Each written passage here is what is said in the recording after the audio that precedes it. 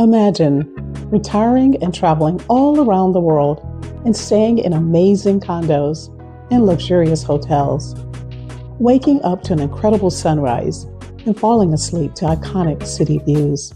Well, if you're traveling on a budget several months out of the year like we are, that might not be the case. The reality is that you may find yourself staying next to a 24-hour fitness gym, then awakened by a crowing rooster, and spending your days with endless construction and barking dogs. Yep, we have made all those mistakes and more. In today's video, we will share our experiences and give tips that we've used to survive on the road. Use these tips to help you with your planning, and hopefully you will get a decent night's sleep. We made the bold leap into early retirement, and our channel is all about inspiring you to embrace your golden years while uncovering smart, affordable ways to see the world. We recently stayed in an Airbnb in Thailand, and it was a very spacious condo, great setup until it wasn't. We had a problem that the host refused to address, so we left and checked into a boutique hotel. It was a lot smaller, but the service was better. So it was really frustrating. And so we asked the question that we sometimes ask when we're on the road: should we keep rolling the dice and stick with Airbnb, or just embrace the hotel lifestyle? Or can we just get better at this whole accommodation game? To give Airbnb credit, they did side with us and refunded our money. See, when you're traveling 6 to 8 months out of a year, your home away from home isn't just some cute little getaway. It's your life. And let's be real, a bad stay can wreck the entire trip. So today, we're tackling how to dodge as many of these duds as possible and get closer to finding a livable home away from home. The struggle is real. First, let's talk about what can go wrong. Here are the main struggles when picking a place to stay. Deceptive photos. What looked bright and spacious in pictures is actually a dimly lit shoebox. We encountered this situation in Mexico City. We were trying to get our residency, and unexpectedly, we had to spend an additional night in the city to finish up the process. So I booked a last minute place literally hours before we went there. It was a new listing and it was a disaster. At the time I was thinking, oh, it can't be. The pictures look great. There were no reviews. And I was like, this one night, how horrible can it be? It was awful. And Kevin was telling me, you need to record this. You need to record this. I'm like, I can't. It was so grossed out. It was so yuck. So we didn't last long at all. We did call Airbnb and they were great about refunding our money. The host said that we could have our money back. And we've only had to do that twice with Airbnb. And both times they've been very helpful. Paper thin walls, construction at 7 a.m. I don't know why people felt like they had to start there early and we'll let people sleep in. Barking dogs, of course, and a fitness gym. We actually had a fitness gym when we'd stayed in a place in Mexico that was above us, and people were dropping weights at 2 a.m. in the morning. Also, construction is a huge issue. With Airbnbs, it chooses surrounding areas, and the hotels, it's the construction within the hotel itself. Wi-Fi woes. High-speed internet, but it's slower than dial-up from the 1990s. Next, location. Is this place safe? You want to stay somewhere that's safe. You don't want to be constantly looking over your shoulder. Is it in a seedy area? That's all important to really know about that. Is it on a hill? We've learned that a hard way in Portugal and also in PV in Puerto Vallarta in Mexico, because it was really steep and we had to go up a really steep hill to get to our Airbnb. So after a while, that gets old. We started actually taking an Uber from the bottom of the hill to the top of the hill. Does Uber, Grab, or Lyft actually go to that area? You need to know that, because we've had in Portugal, this happened to us. He would drop you off at the bottom of the hill, but he couldn't go into the neighborhood. Then you had to schlep your luggage the rest of the way. So those are all things you have to consider.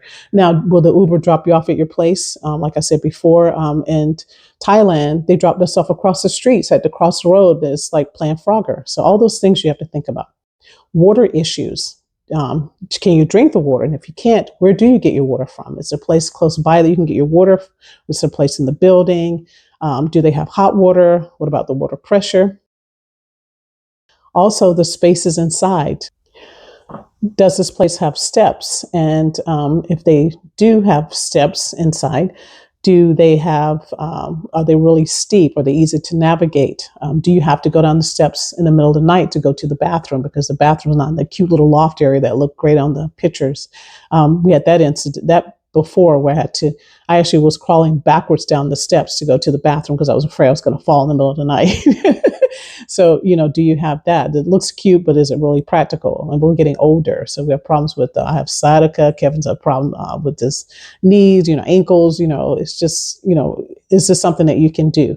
Do they have broken elevators all the time? Because, having to lug your luggage up 3 or 4 flights, if the elevator breaks down constantly. So that should be in the reviews from some of the other reviewers.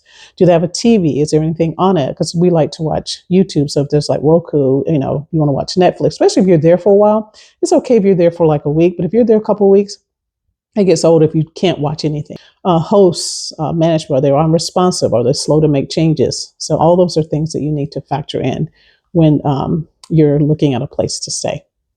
Now, some of the concerns that I listed are specifically issues that you might encounter with Airbnb or short term rentals, but they can also be problems with a hotel as well, and whether you're in an Airbnb or a hotel. So, this is a great debate, Airbnb versus hotels. So, I will quickly run through some of the pros and cons of each and explain our current strategy.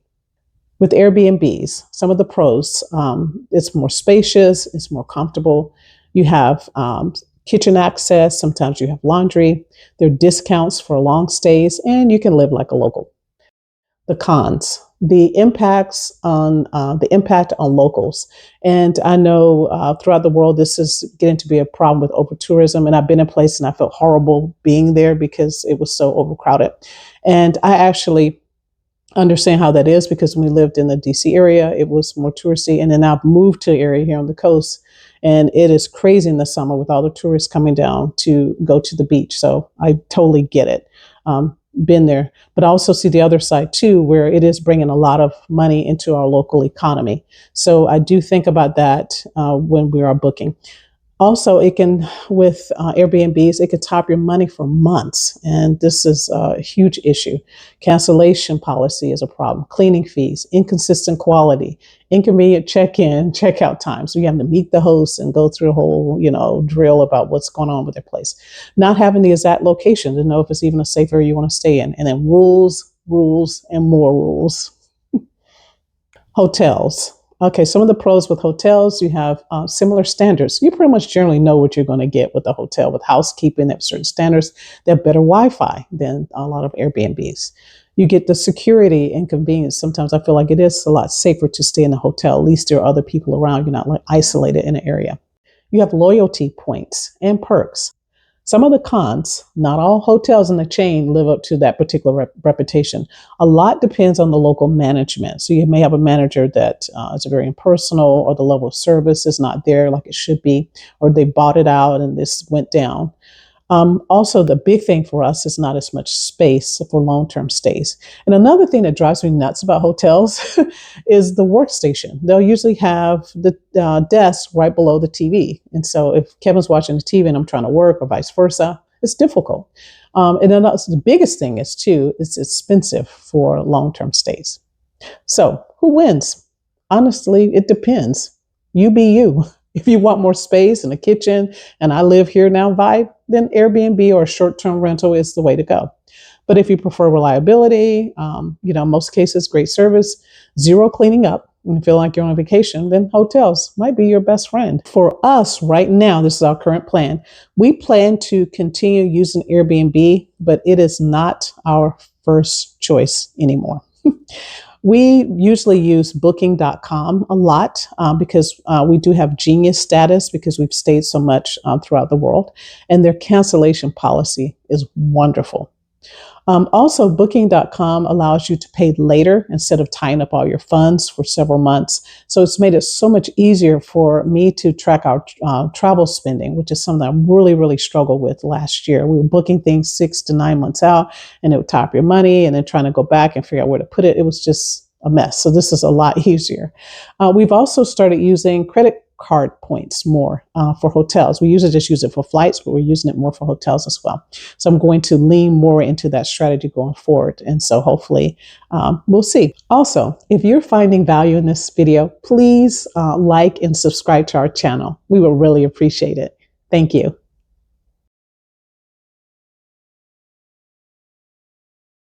Okay, so now that we've faced the horrors and discussed the ongoing battle between Airbnb, short term rentals, and hotels, how do you actually find a good place to stay? Here's your survival guide. First, read the reviews like a detective. We avoid new listings with no reviews anymore. They need to have at least 10 reviews minimum. We lean heavily on recent reviews because, properties do go down. I ignore the 5-star great stay reviews because that doesn't tell you anything. You want detailed feedback. People who are complaining about noise or surprises or things that they said that they were going to have, they advertised having, but it was not available. I also look to see if people are genuinely sharing useful information or they're just complaining about something that's insignificant, that might be insignificant to you. And then also, I'm being more detailed and forthright in my reviews as well.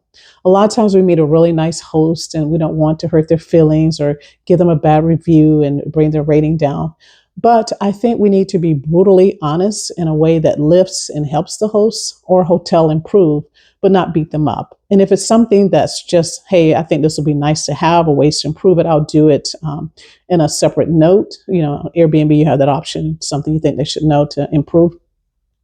Or I will, if it's something I think travelers should know, I definitely try to include that in my reviews now. So I don't give all 5s and 4s. You've got to earn it.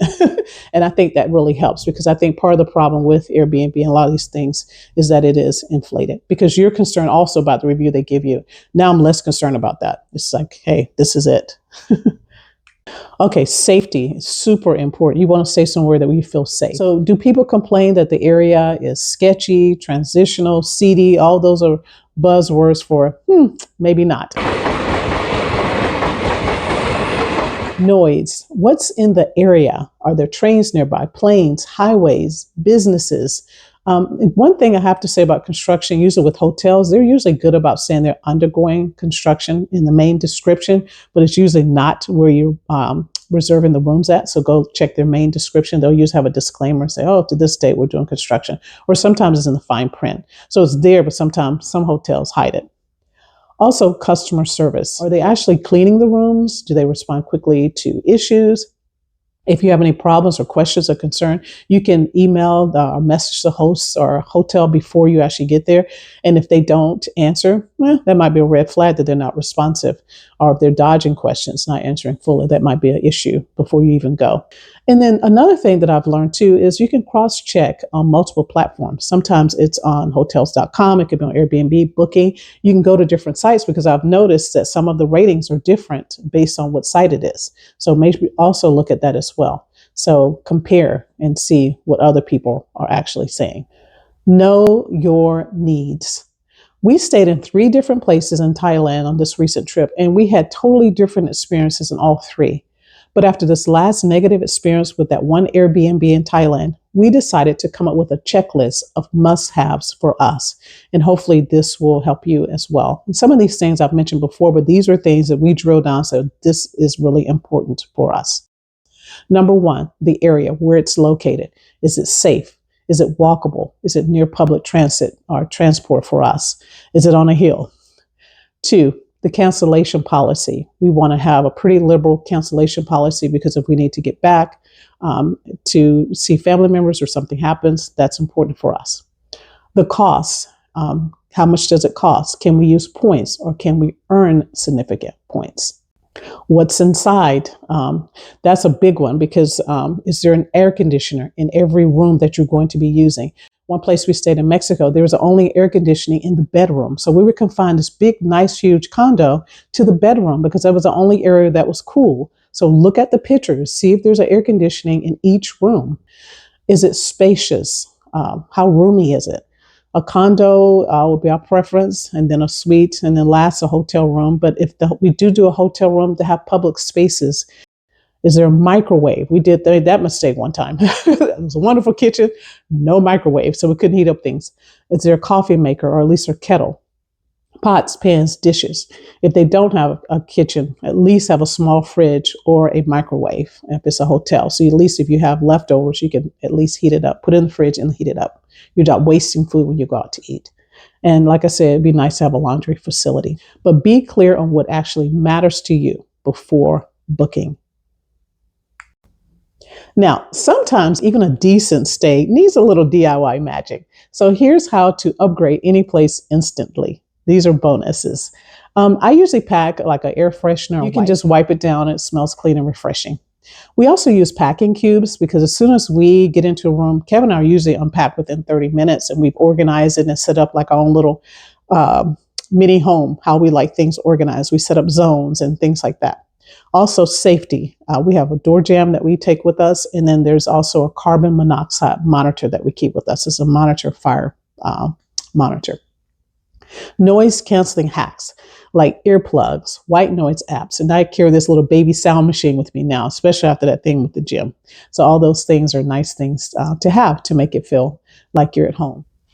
At the end of the day, finding the perfect place to stay takes some effort, but trust me, when you nail it, your trip goes from just okay to simply amazing. And you may not get it right all the time. Well, no, we don't, and we probably will still have some mishap. It won't be perfect, but hopefully by actually thinking about what it is that's important to us and that what we like and making that list, hopefully this will make it easier for us going forward in the future. And hopefully it will help you guys as well. So get out there and create your own list of what you need in your stay. Thanks so much for watching our video today. Please like, share, subscribe, and comment below with what's been your worst or best accommodation experience or tips that you would like to share. We can swap travel stories. I would love to hear from you. Take care, everyone, and safe travels.